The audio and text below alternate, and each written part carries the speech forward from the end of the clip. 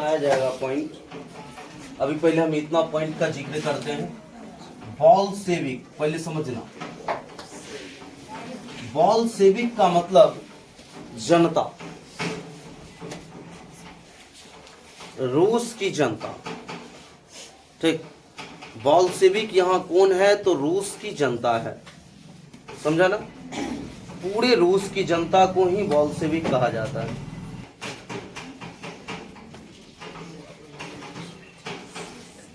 समझ गई ना? थोड़ा ध्यान देना। तो बॉल्शेविक का अर्थ होता है पूरे रूस की जनता। समझा ये चीज? अब देखना, यहाँ कड़ा 1917 में ये क्रांति हुई थी, बॉल्शेविक क्रांति, अर्थात पूरे रूस की जनता रूस के राजा से असंतुष्ट थे और सब मिलकर के विरोध किया।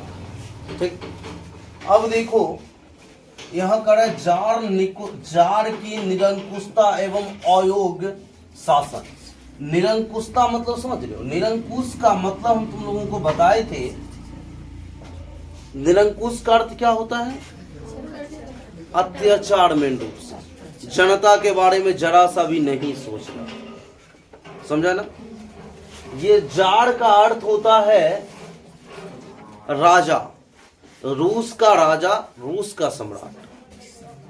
समझा ना? ऑब्जेक्टिव में प्रश्न भी है, रूस में जार का अर्थ क्या है? तो रूस का सम्राट। अब जार कहां से नाम उपलब्ध हुआ, नाम कहां से आया? तो 1917 से पहले जो है ना, वहां पर रूस में रोमनोम राजवंश का शासन था वहां पर। समझा ना? तो रोमनोम वाले वहां जो 1917 से पहले जो जनता थी ना, वहां के राजा को कहता था जार। क्या कहता था? जार। तो 1917 के बाद भी राजा का मतलब समझ लिया वो लोग, क्या चीज? जार। तो इसलिए निकोलस द्वितीय में नाम था राजा का, तो हो गया नाम जार निकोलस द्वितीय, मतलब राजा निकोलस द्वितीय। समझा बात? 1917 के बाद कौन आया गद्दी पर? Jar Nicholas. जार का अर्थ रूस का सम्राट, अर्थात रूस का राजा। कोई दिक्कत है? अब देखो, ये निरंकुशता एवं अयोग्य शासन मतलब ये जनता के बारे में जरा सा भी नहीं सोचता था, जनता पर पूरा अत्याचार करता था, सभी जनता असंतुष्ट थी। कोई दिक्कत है?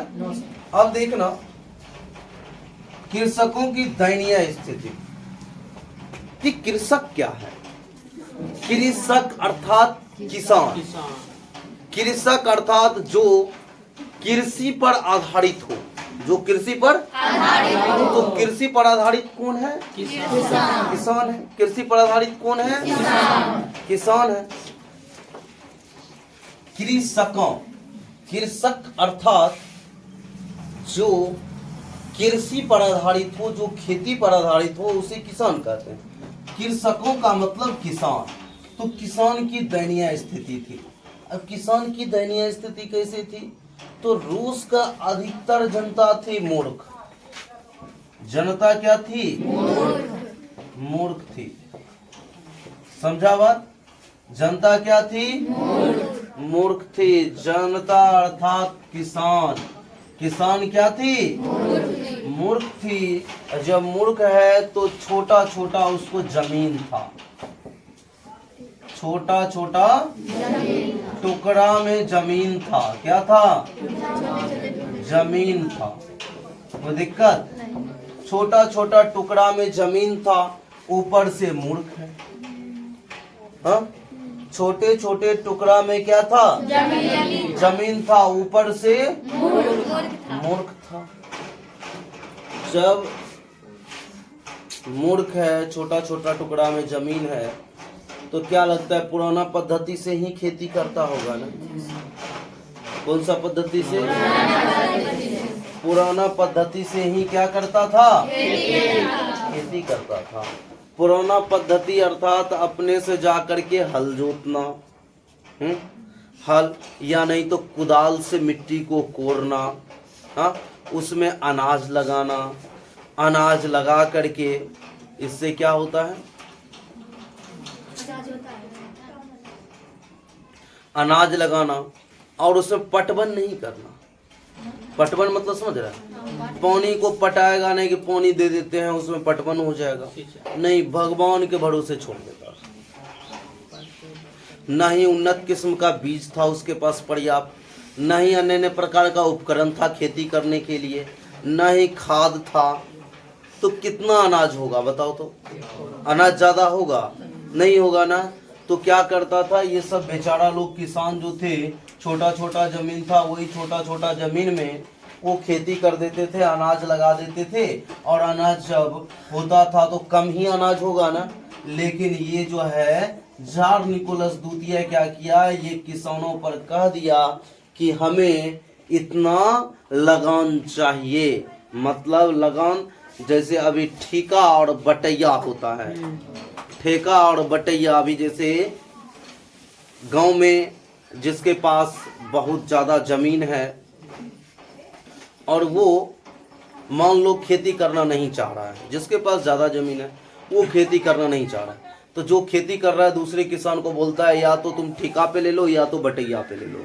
बटैया का मतलब यह होता है, बटैया का मतलब यह होता है कि जितना खेत है, ज़मीन है, उसमें अनाज लगाया, 6 माह में जो अनाज हुआ उसका आधा अनाज किसको दे देगा? खेत जिसका जमीन रहेगा जमीन वाले को, और आधा ले लेगा जो उसमें बोया है, जो उसमें वर्क किया है वो आधा ले लेगा। इसको बटैया कहते हैं। बटैया अर्थात बांटना, समझा? एक होता है ठेका। कह दिया क्या कि आप ले लीजिए, जितना आपको अनाज हो रहा है हमको उससे कोई मतलब नहीं है, और हमको सिर्फ व सिर्फ 6 माह में या 7 माह में हमको इतना अनाज चाहिए। अब कह दिया 10 क्विंटल अनाज चाहिए या कितना अनाज कह दिया, तो उसको 6 माह में अनाज उसको उतना देना ही है। इसको कहा जाता है ठेका। समझा बात कि नहीं समझा? भले उसका खेती बर्बाद हो जाए, भले उसके खेत में जा करके कोई काट ले या चुरा ले उसका अनाज, उससे उसको कोई मतलब नहीं है। उसको 6 महीनों में ठेका के तौर पर जो वो लिया है उसे 7 महीना 6 महीना में उसे अनाज देना है। समझा बात कि नहीं समझा? इसको ठेका कहते हैं। तो उसमें किसान जो है ना, ये जार निकोलस द्वितीय रूस में किसानों को ठेका नहीं दिया जाता था, मतलब बटैया नहीं दिया जाता, ठेका में दिया जाता था। कौन सी बिड़े? इसको ठेका भी कह सकते हैं, कोई दिक्कत? ठेका, इसी को लगान कहते थे। क्या कहते थे? लगान कहते थे। लगान मतलब खेत, मतलब जमीन में अनाज लगाया। क्या लगाया? अनाज लगाया। उससे क्या हुआ? अनाज हुआ, और उसके बदले में लगान ला। समझा बात? तो प्रत्येक किसान को लगान देना पड़ता था, जिसको ठेका कहते हैं। समझा बात? ठेका कहते हैं। तो अभी क्या करेगा? प्रत्येक 7 माह में, 7 माह में ला करके किसको देगा जब लगान? जार निकोलस द्वितीय को देगा, मतलब जार को देगा। किसको देगा? जार को देगा, राजा को देगा। ठीक। अगर किसी समय मानसून खराब हो गया, अक्सर तो ऐसा बात नहीं कि अनाज बढ़िया होगा, होगा क्या? नहीं होगा। अनाज किसी समय खराब होता था तो बेचारा गरीब भूखे मर जाता था, उसको खाने के लिए नहीं पड़ता था, और जाकर के लगान राजा को दे देता था। समझा ना? तो ऐसे में क्या लगता है कि किसान को अच्छा होता होगा कि फायदा होता होगा? खराबी होता होगा कि नहीं होगा? कि नहीं होगा? बताओ। अनाज को बढ़िया से खाना पुरता होगा। जो सोचो, जो खुद अनाज बोलते, किसान को खाना पुरता होगा? नहीं पुरता होगा। जो किसान खुद अनाज को उपजा रहा है, जो किसान खुद अनाज को उपजा रहा है, उसी को अनाज खाने नहीं मिल रहा है, तो आम जनता को मिलता होगा। तो किसानों की स्थिति दयनीय कैसे हुआ, समझ में आया? हाँ, पूछा जाएगा कृषकों की दयनीय स्थिति अगर पूछा जाए तो तुम बोलोगे कि जार निकोलस द्वितीय जब रूस का राजा था, ठीक ना, तो रूस का किसानों के पास छोटा छोटा टुकड़ा में जमीन था, छोटा छोटा टुकड़ा में जमीन था और पुराने पद्धति से खेती करता था, पुराने पद्धति से खेती करता था। बदले में जार निकोलस द्वितीय को लगान देना पड़ता था। क्या देना पड़ता था? लगान देना पड़ता था। और किसी समय अगर मानसून खराब हो गया, अर्थात मौसम खराब हो जाने के बाद किसानों को अनाज नहीं हो पाता था और लगान वो नहीं दे पाता था, तो राजा द्वारा अर्थात जार निकोलस द्वितीय द्वारा किसानों पर अत्याचार किया जाता था। इस तरह से किसानों का स्थिति पूरा बद से बदतर हो गई। इसीलिए किसान उससे असंतुष्ट हो गई। किससे? राजा से, अर्थात जार निकोलस। इतना वो लिख देगा। किसी को कोई दिक्कत, अगर दिक्कत है तो पूछ लो। हाँ, समझ में आया कि नहीं आया? किसी को भी प्रॉब्लम? हाँ, तो किसानों की दयनीय स्थिति। अरे किसान का स्थिति कैसे खराब होगा? सोचो, किसानों का स्थिति वही खराब होगा कि अनाज लगाया, हाँ, लगान नहीं दे पाया, वो पूरा कर्ज में चला गया, राजा आकर के उस पर अत्याचार करेगा, ठीक ना? वो बढ़िया से भूखे मर, मतलब क्या, बढ़िया से खाना भी नहीं खा रहा है, भूखे मर रहा है, तो राजा को क्या लगान देगा? वो पूरा कर मतलब गुस्सा में है। किससे? समझा बात? यही ना स्थिति होगा। हाँ, अब देखो तो कृषकों की दयनीय स्थिति में अभी जितना बोले ये लिख देना है टॉपिक। समझा बात? अब आता है मजदूरों की दयनीय स्थिति। जैसा कि अभी रॉबर्ट ओवन के बारे में बताए, कितना 12 से कितना घंटा? 15 घंटा उससे काम करवाता था। किससे? और तुमको बोले थे मजदूरों को कोई अधिकार नहीं था, कोई अधिकार नहीं था। और मालिकों को क्या था?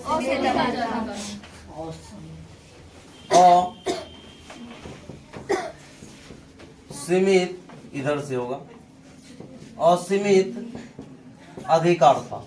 थोड़ा समझो, अधिकार था। मजदूरों को कोई अधिकार नहीं था और मालिकों को असीमित अधिकार था, जिस कारण से मालिक क्या करता था कि मजदूरों से 12 से 15 घंटा, 16 घंटा, 17 घंटा, 18 घंटा उससे मजदूरी करवाता था। मजदूरों से ज्यादा वर्क करवाता था और पैसा बहुत ही कम देता था, जिस कारण से मजदूर को भी बढ़िया से खाना नहीं पुरता था। मजदूरों को खाना ठीक से नहीं पुरता था, तो मजदूरों का स्थिति क्या होगा? अच्छा होगा, दयनीय होगा। समझा बात? तो मजदूर भी उससे पूरा क्या थे? परेशान थे और गुस्सा थे। समझा ना? तो मजदूरों की दयनीय स्थिति में लिखोगे क्या कि मजदूरों को कोई अधिकार नहीं था और मालिकों को असीमित अधिकार था, जिस कारण से मालिक मजदूरों से अधिक घंटा कम करवा लेता था और मजदूरी उसे बहुत ही कम देता था, जिस कारण से मजदूरों की भी स्थिति बद से बदतर हो गई। वह उसके मजदूरों में भी भूखमरी होने लगा। क्या होने लगा? भूखमरी होने लगा, जिस कारण से राजा पर वो बहुत ही गुस्सा थे और संतुष्ट थे। समझा बात? कोई दिक्कत? तो मजदूरों की दयनीय स्थिति लिख सकते हैं। कोई दिक्कत? अब औद्योगिकरण की समस्या। औद्योगिकरण का अर्थ क्या होता है? औद्योगिकरण, सुनो, औद्योगिकरण मतलब नया फैक्ट्री लगाना। अरे नया फैक्ट्री लगेगा तब ना उद्योग बढ़ेगा, और नया फैक्ट्री लगेगा तब ना मजदूर उसमें मजदूरी करेगा, मजदूर को रोजगार मिलेगा। आज दिल्ली, पंजाब, बिहार से व्यक्ति जाता है क्या करने? मजदूरी करने जाता है, क्योंकि वहाँ अधिक से अधिक फैक्ट्री है। क्योंकि वहाँ क्या है? अधिक से अधिक फैक्ट्री। अगर बिहार में भी फैक्ट्री रहता तो मजदूर जाता वहाँ? जाता? नहीं जाता। ठीक ना। तो औद्योगिकरण बिहार में आवश्यक है कि नहीं है? क्योंकि देखो बिहार में इसलिए मतलब औद्योगिकरण जरूरी है क्योंकि बिहार से जो दूसरे राज्य में व्यक्ति अपने परिवार को, अपने बाल बच्चे को छोड़ करके दूसरे स्टेट में जा करके गाली गलौज परेशान हो करके रोड के बगल में सो करके वो कमाता है। अगर वो बिहार में अगर औद्योगिकरण रहता, अर्थात उद्योग रहता, फैक्ट्री रहता, तो वो दूसरे राज्य में जाता काम करने? नहीं जाता काम करने। उतना कष्ट सहता? नहीं सहता। हमारे मजदूर भाइयों को उतना कष्ट होता? नहीं होता। तो औद्योगिकरण हमारे बिहार में आवश्यक है। तो वही बात है। तो रूस में औद्योगिकरण नहीं था, औद्योगिकरण नहीं था। औद्योगिकरण नहीं होने के कारण देखो, और जो भी फैक्ट्री था वो सब फैक्ट्री विदेशी पैसों पर टिका हुआ था। जो फैक्ट्री खोला था ना, वो फैक्ट्री कहां से आया था पता है? विदेशी फैक्ट्री था, या नहीं तो विदेश वाला व्यक्ति से रुपया लेकर के कोई रूस वाला व्यक्ति फैक्ट्री खोला था। कहां पर? रूस में। जिस कारण से पैसा अब उधर देना पड़ेगा, फिर दूसर देश का फैक्ट्री है तो सामान सस्ता बेचेगा कि महंगा बेचेगा? महंगा बेचेगा। जिस और रोजगार रहेगा कि बेरोजगार रहेगा आदमी? फैक्ट्री भी रहेगा तो बहुत ही कम था। फैक्ट्री भी था तो बहुत कम था। जो था अधिकतर कहाँ था? विदेशी था। अधिकतर कहाँ का था? इस कारण से मजदूरों पर भी अत्याचार हुआ और फैक्ट्री भी अधिक नहीं बढ़ रहा था। जो अपना देश का व्यक्ति फैक्ट्री खोला था, मतलब अपना देश बोलते हैं, जो रूस का व्यक्ति फैक्ट्री खोला था उसको भी पर्याप्त रूप से पैसा नहीं था। वो विदेशी पैसों पर टिका हुआ था, जिस कारण से जो भी फैक्ट्री मालिक था वो भी उससे गुस्सा था। किससे? जार निकोलस द्वितीय से। समझ रहा है? यही सब लिखना है, कोई दिक्कत है? अब कह रहा है रूसीकरण की नीति। रूसीकरण की नीति क्या है? रूसीकरण की नीति यह है कि पूरा रूस में अन्य प्रकार का व्यक्ति था। जैसे रूसी व्यक्ति था, रूस का जो व्यक्ति है, पर्सनल रूस का ही व्यक्ति है, उसको रूसी व्यक्ति कहते हैं, ठीक है ना। रूसी था, यहूदी था, फीन था, पोल था, जर्मन था। ये अलग अलग समुदाय का व्यक्ति है। जर्मन जो जर्मनी से व्यक्ति आया, ठीक ना। फीन, यहूदी, पोल, ये सब अलग अलग धर्म से ताल्लुक रखने वाला व्यक्ति कहाँ रहता था? कहाँ रहता था? रूस में रहता था। कहाँ रहता था? लेकिन रूस का राजा जो था जार निकोलस द्वितीय, ये बोला क्या सभी जनता को कि देखो जो भी रूस में रहेगा तो रूसी जनता के तरह रहना है, रूसी जनता के तरह रहना है। अर्थात यहूदी जो है वो रूसी धर्म अपना लो, फीन जो है वो रूसी धर्म अपना लो, पोल जो है वो रूसी धर्म अपना लो, जर्मन जो है वह रूसी धर्म अपना लो। इस सब को बोला अगर जिसको रूसी धर्म नहीं अपनाना है वो कृपया करके रूस छोड़ करके चले जाए। अगर रूस छोड़ के नहीं जाओगे तो हम जबरदस्ती उसे जान से मार देंगे। अर्थात यही हो गया रूसीकरण की नीति। मतलब रूस में जितना भी धर्म था व्यक्ति, जैसे अपना भारत लेते हैं, भारत में हिंदू, मुस्लिम, सिख, ईसाई सब कुछ है ना। अब भारत का मूल निवासी सनातनी है हम लोग। क्या है? सनातनी, जहाँ से एक शब्द आया हिंदू धर्म। तो अब सब मान लो नरेंद्र मोदी अभी भारत का प्रधानमंत्री हैं तो बोल देंगे जितना भी हिंदू तो छोड़ देते, मुस्लिम, सिख, ईसाई, हाँ, इस सब को बोल देगा कि भारत में रहना है तो कौन सी हिंदू धर्म अपना लो, नहीं तो छोड़ के चले जाओ। तो सबको गुस्सा आएगा कि नहीं आएगा? आएगा ना, सबको गुस्सा आएगा। तो इसी लेकर ये हो गया कौन सी, अगर नरेंद्र मोदी कहेगा कि सबको हिंदू धर्म अपनाना है तो ये हो गया हिंदू धर्म को थोप देना, हिंदू धर्म को थोप देना। तो वही हो गया रूसीकरण की नीति। मतलब रूस में जो धर्म था वो धर्म किस कौन सब पर, ये सब पर थोप दिया। इस सबको भी गुस्सा आया। किस पर? समझा बात? कोई दिक्कत है? इतना लिख सकते हो? इतना तक में ये टॉपिक अभी थोड़ा कुछ खत्म हुआ और टॉपिक बचा हुआ, इसके बारे में कल लेक्चर देंगे। कोई दिक्कत है?